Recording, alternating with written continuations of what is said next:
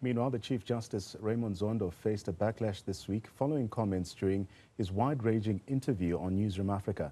He spoke on various topics from Jacob Zuma to his displeasure about the failure to implement state capture inquiry recommendations. Newzroom Afrika's Andersen found this report. Whatever we have been doing as a country to try and fight corruption simply doesn't seem to be working. Chief Justice Raymond Zondo has a lot to say, and this past week has been no different. While his comments and firmness to root out corruption during the State Capture Commission often angered those accused of wrongdoing, this time his comments have irked some judicial watchdogs.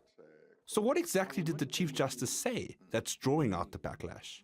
Well, it seemed to be mainly his repeated public comments on his disappointment over the government's response to the State Capture Report recommendations.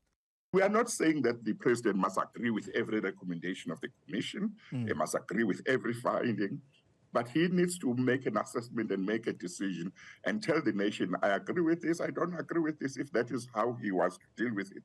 But otherwise, people get concerned to say, what was the point? And those witnesses who gave evidence, they must be wondering, why did we waste our time and go and give evidence against a minister? Look, he's sitting pretty as a deputy minister and nothing has happened to him. So next time we want people to go and give evidence about corruption and state capture and people don't want to, we must not be surprised. The Council for the Advancement of the South African Constitution, or CASAC for short, issued a statement in the days following Zondo's comments on Monday. CASAC says Zondo's comments in the interview crossed the boundaries of acceptable speech by judges. The Chief Justice went beyond commenting on the implementation of the state capture recommendation. He went on to speculate about the reasons for the non-implementation. And you'll notice that throughout your interview, he kept referring to some people were saying, these people were saying, but not speaking for himself. And that to us is concerning because the kind of